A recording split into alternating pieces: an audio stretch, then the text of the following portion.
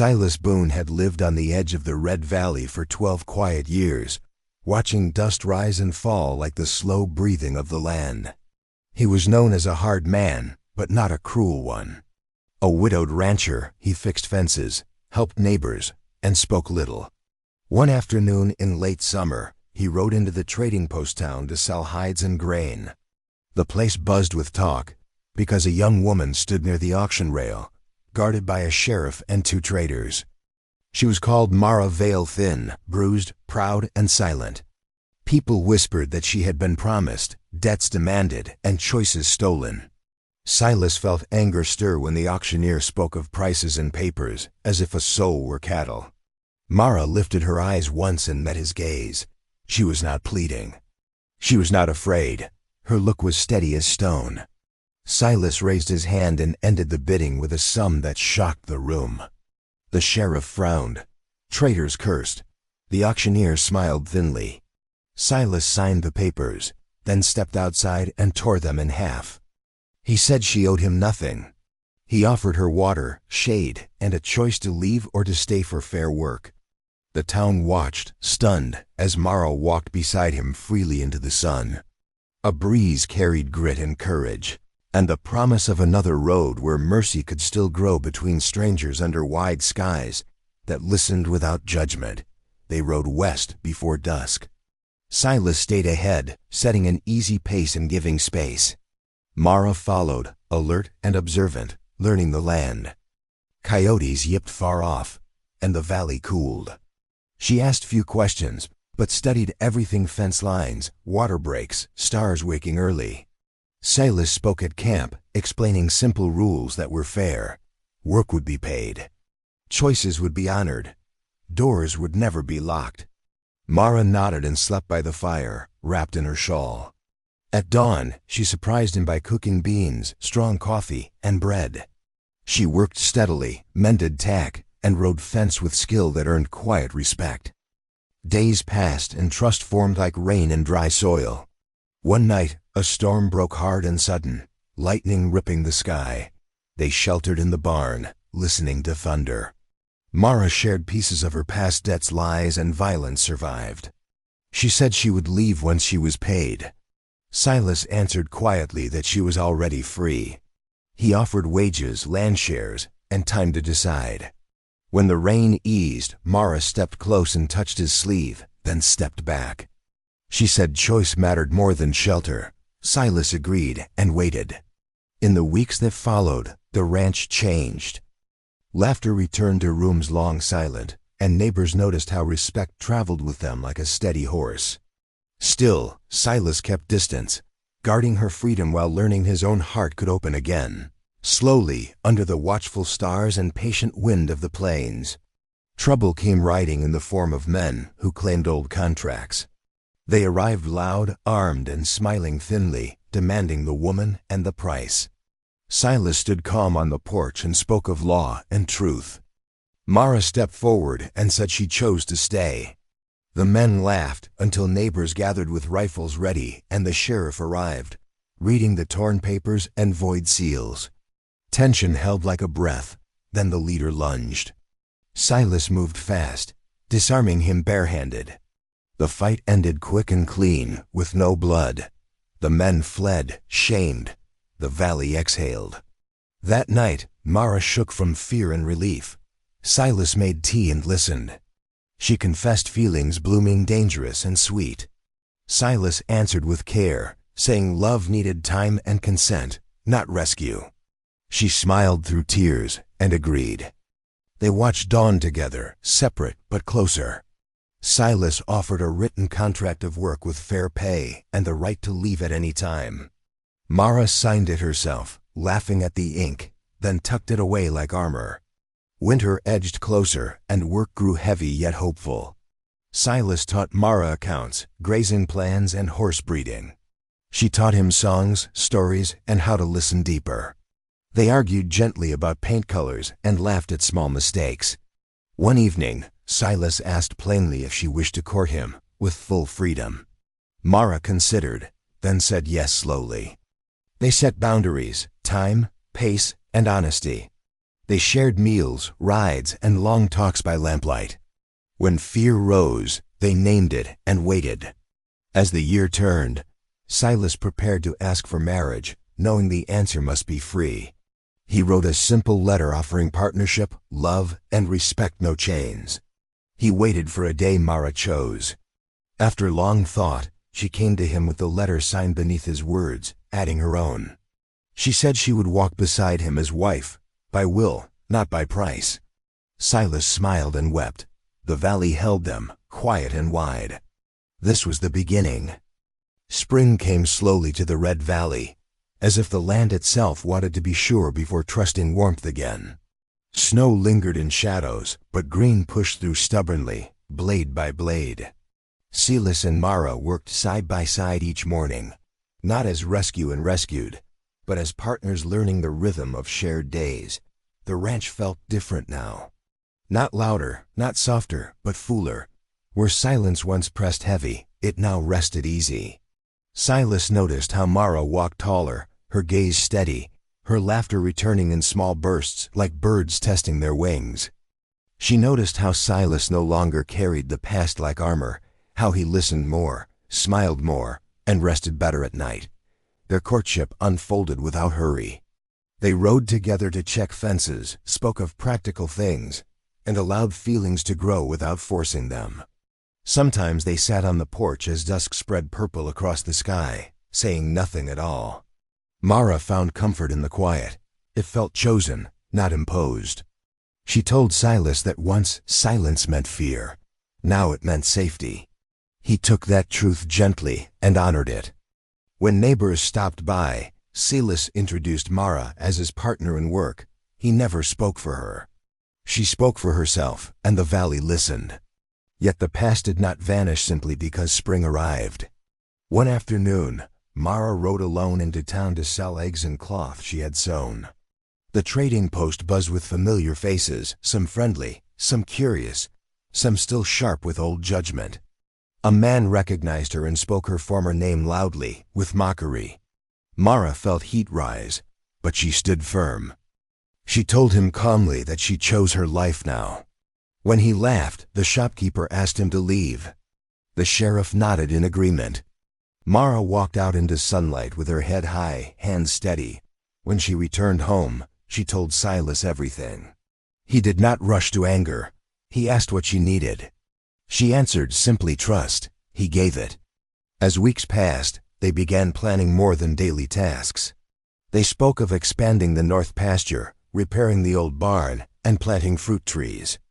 Mara suggested a schoolroom someday, a place where children from distant homesteads could learn to read and count. Silas listened, surprised and moved by her vision. He told her he had once dreamed of the same thing, before loss closed his future down to survival.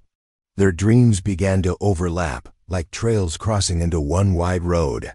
One evening, after a long day of planting, Silas invited Mara to supper inside the house rather than the porch. It was a small thing, but meaningful. That house had held grief for years. Mara stepped inside slowly, respectful. They ate simply, laughed when bread burned, and spoke of favorite memories. Mara admitted she had never celebrated anything before. No birthday, no harvest, no safe milestone. Silas promised they would mark moments now, even small ones. When he reached for her hand, he asked first. She said yes. The warmth lingered long after they let go. Trouble returned in quieter ways. Letters arrived from distant relatives of Silas, questioning his choices. Rumors spread again in town, softer but persistent. Some said Mara was after land. Others said Silas had lost sense. Neither answered the talk directly. Instead, they lived well. They paid workers fairly, helped neighbors, and opened their table to those in need. Over time, respect grew stronger than gossip. People noticed that Mara kept her own account, signed her own name, and walked with confidence earned, not borrowed. Late one night, Mara woke from a nightmare shaking. Memories rose uninvited, sharp and cruel. She went outside to breathe. Silas followed quietly and sat nearby without touching. When she spoke, he listened. When she fell silent, he stayed. She told him fear did not vanish just because safety arrived. He told her love was patient enough to wait through fear. That night, she leaned against him by choice, and he held her steady until dawn colored the hills. As spring turned toward summer, Silas asked if Mara wished to formalize their partnership in work and life. Not marriage yet, but shared authority on the ranch. Mara considered carefully. Then she agreed. They signed papers together at the table, equal names, equal voice. It felt powerful in a way neither expected. Not dramatic, but grounding. From that day, decisions were made together. When drought threatened, they adapted. When calves were born, they celebrated. When losses came, they faced them side by side. The town began to change its tone. Children waved when Mara rode through. Women sought her advice. Men treated her with respect earned through labor and honesty. Silas watched this transformation with quiet pride, never possessive, always supportive. One evening, as the sun dipped low, Mara told him she no longer felt like she was surviving. She was living. Silas answered that he felt the same. As summer settled fully, Silas knew the time was coming to ask for more. Not from obligation, not from fear of loss, but from hope. He began crafting a ring from silver traded long ago, shaping it slowly, carefully. Mara noticed the secret smiles but did not press. Trust meant allowing surprises too. Their love deepened not through grand gestures, but through consistency, respect, and choice renewed daily. On the longest day of the year, they rode out early and watched the sunrise from the ridge. Silas spoke of the past honestly, of grief and loneliness. Mara spoke of healing still in progress. They agreed love did not erase scars, but it made them lighter to carry. As they descended the ridge, the valley stretched wide and open before them, green and promising. Neither spoke of forever yet, but both felt it waiting. The morning Silas chose to ask Mara to marry him arrived quietly, without signs or ceremony. The valley woke slow and warm. Birds moving through cottonwoods, sunlight stretching across the ranch like a promise kept. Silas rose early, nerves steady but deep, and finished the last detail he had worked on in secret for weeks. The ring lay simple and strong in his palm, shaped by care rather than wealth. He breathed once, grounded himself, and stepped outside to meet the day as it came. Mara was already awake, feeding the horses with practiced ease. She smiled when she saw him, a smile full of ease and trust. That smile reminded Silas why he would accept any answer she gave. They shared breakfast on the porch, talking of work ahead and small plans. Nothing felt forced. After the dishes were done, Silas asked if she would ride with him to the ridge. Mara agreed, sensing something gentle but important in his voice. They rode in comfortable silence, hooves steady against the earth. The valley spread wide beneath them when they reached the top, fields green, fences straight, life strong. Silas dismounted first, then helped Mara down, careful not to rush her. He spoke slowly, choosing honesty over polish. He told her he loved her, not because she needed saving, not because he felt lonely, but because she chose herself and him each day with courage. He said he wanted to walk beside her for the rest of his life, if she wished the same. Silas did not kneel. He did not present the ring yet. He asked first. Mara felt emotion rise, not fear this time, but fullness. She asked him questions, important ones. Would she keep her name? Would she keep her land share? Would she always have the right to leave if she chose? Silas answered yes to every one without pause. Then he showed her the ring and said it meant partnership, not ownership. Mara held the ring, eyes bright, heart steady. She said yes. They did not rush back to tell the world. They sat together on the ridge, letting the moment settle into them. Mara leaned against Silas, her choice clear, her past no longer pulling her backward. Silas wrapped an arm around her, grateful beyond words. When they rode home, the ranch felt different again, stronger, as if it recognized the promise made above it. Word spread gently, carried by smiles and simple statements. Neighbors congratulated them with respect. There were no objections, no raised voices. Even those who once doubted now saw what the valley already knew. Mara was not claimed. She was chosen, and she chose back. Preparations began slowly, thoughtfully. They planned a wedding that reflected who they were, honest and open.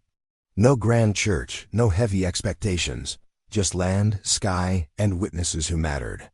Mara took an active role in every decision. She chose the day, the place, the words she would speak. Silas listened and supported. When doubt surfaced, they talked it through. When fear appeared, they faced it together. One night, Mara admitted she still feared losing herself inside marriage. Silas answered that marriage would only work if they both remained whole. They promised to watch for that together. The wedding day arrived under clear skies. Flowers bloomed wild and bright. Neighbors gathered, children laughing, music soft and joyful. Mara walked to Silas, not given away by anyone, but by her own steps. She wore a simple dress she had sewn herself, strong and graceful. Silas met her with open hands, eyes full. They spoke vows plain and true, promising daily choice, respect, and kindness. When they kissed, the valley seemed to breathe with them. Married life did not change their rhythm so much as deepen it. They worked, planned, laughed, and rested with greater confidence. Challenges came as they always do. A late frost threatened crops. A horse was lost. A distant relative challenged land rights. Each time, they stood together, calm and capable. Love did not make life easy, but it made it shared. Years passed. The ranch grew. Fruit trees bore sweet harvests. The schoolroom Mara dreamed of opened its doors. Children learned there, safe and curious. Travelers stopped and stayed longer than planned, sensing peace on the land. When asked about their story, Silas and Mara told it simply. There was no auction in their telling, no price, only choice and respect. One evening, sitting on the porch as stars appeared, Mara rested her head on Silas' shoulder and said she was glad she stayed. Silas answered that he was glad he never tried to own what could only be given. They watched the valley together, content and strong. If this story moved you, like, share, subscribe, and help keep these legends alive.